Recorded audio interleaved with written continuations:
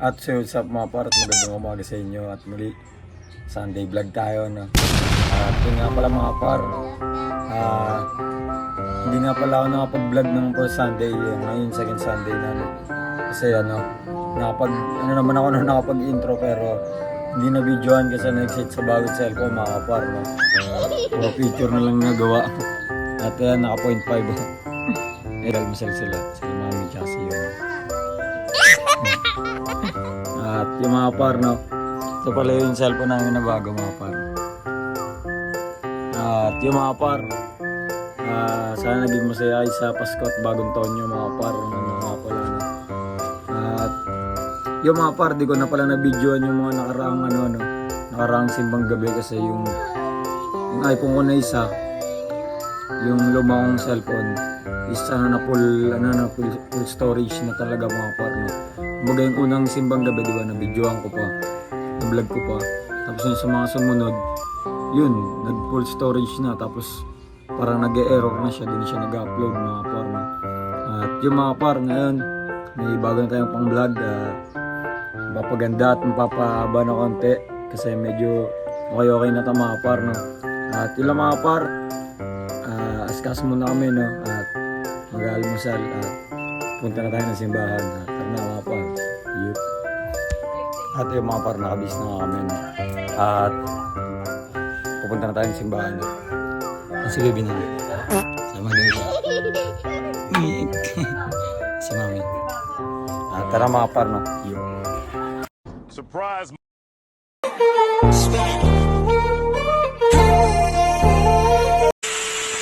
Na mga banal na misteryo, hatid muna ating alalahanin ang ating mga nagawang pagkukulang sa Diyos at sa kapwa, at ito'y hina natin ng kapatawaran. Ako'y nagtutumpisan sa Diyos na makapangyarihan at sa inyong mga kapatid, sapagkat ako'y nagkasala sa isip, sa salita at sa gawa, at sa aking mga pagkukulang. Kaya isinasamo ko sa mahal na Birheng Maria, sa lahat ng mga anghel at mga banal, at sa inyong kapatid, na ako'y manalangin sa ating Panginoong Diyos. Panginoon, kaawaan mo kami. Panginoon, kaawaan mo kami. Kristo, kaawaan mo kami. Kristo, kaawaan mo kami. Panginoon, kaawaan mo kami. Panginoon, kaawaan mo kami. Naway kaawaan tayo makapangyarihan Diyos, patawarin tayo sa ating mga kasalanan, at haklubayan tayo sa buhay na walang hanggan. Amen. Papuri sa Diyos sa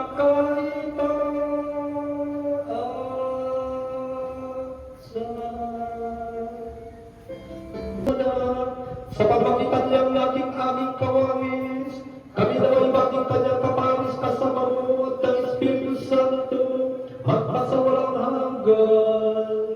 Amen. Magsiupo tayo.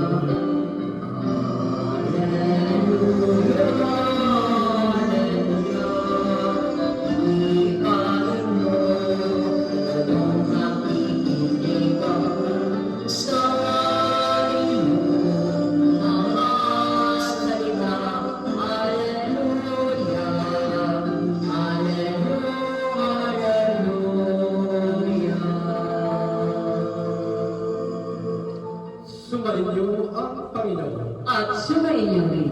Ang pagpapahayag ng Ebanghelyo ng Panginoon ayon kay San Martin. Papuri sa iyo, Panginoon.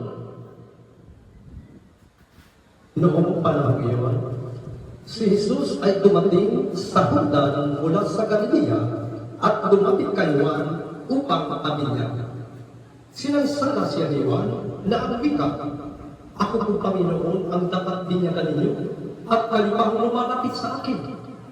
Ngunit tinugod siya ni Jesus, "Hayaan itong mangyari ngayon, sapagkat ito ang nararapat natin gawin upang matupad ang kalooban ng Diyos." At pumayag si Juan. Nang mabinyagan si Jesus, umahon siya sa tubig. Nabuksan ang langit at nakita niya ang Espiritu ng Diyos. Bumababa sa kanya gaya ng isang kalapati. At isang tinig mula sa langit ang nagsabi, "Ito ang minamahal kong anak, na lubos kong kinalulugtan." Mga kapatid, ang mabuting balita ng ating kaligtasan. Pinupuri ka namin, Panginoon. Kristo, magsiupo ang langit. Sa ngalan ng Ama, ng Anak at ng Espiritu Santo. Amen. Magandang umaga po mga kapatid sa ating Panginoon. Magandang umaga pa po, Father Marcial. Sa una pong pagbasa ating tunghayan kung ano po ang nais na iparating na mensahe sa atin sa pagkasulat po ni Propeta Isaías. Ang sabi po rito, sinabi ng Panginoon, ito ang lingkod ko na aking itataas, na aking pinili at kinalulugdan. Ibubuhos ko sa kanya ang aking espiritu at sa mga bansa ay siya ang magpapairal ng katarungan. Ang sabi po rito, ang marupok na tamboy hindi mamaliin, ilaw na aandak-andak ay hindi niya papatayin. Mga kapatid, sa ating pong pang-araw-araw na buhay, kapag tayo'y may isang gamit, halimbawa, ang inihalimbawa po ito yung tambo, kapag mahina ng gamitin, malambot na siya, halos maiksi na, ang sabi rito, ang marupok na tamboy hindi mamaliin. Kahalin tulad po ng kahulugan na ang ilaw na aandak-andak ay hindi papatayin.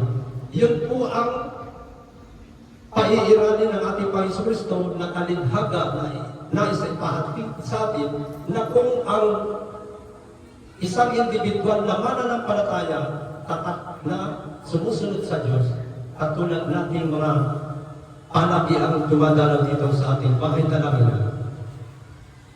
Kung sakaling ang inyong kalooban ay humihina ang pananampalataya, nawawalan kayo ng pag-asa, lumapit po kayo at manalangin sa ating Panginoong Diyos.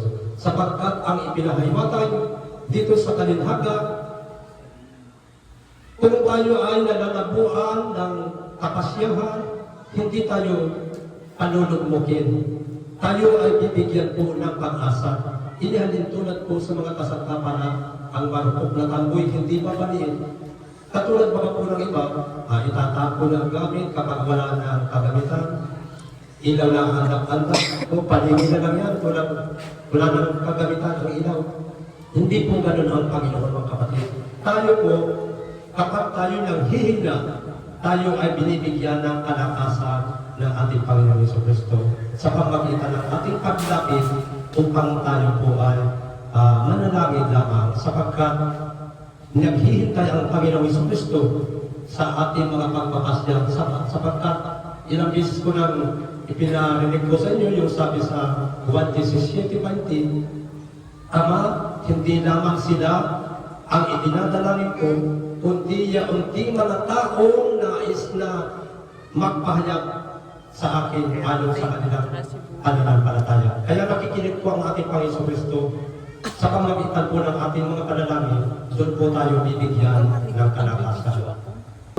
At ng Espiritu Santo. Amen. Na po ang ating banal na pagdiriwang, umating tayo mapayapa at naging maglingkod sa Panginoon at sa kapwa.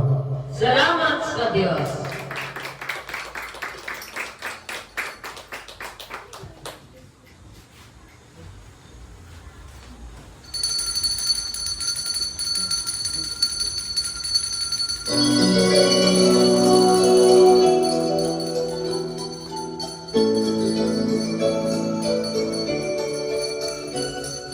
Magpasalamat kayo sa Panginoon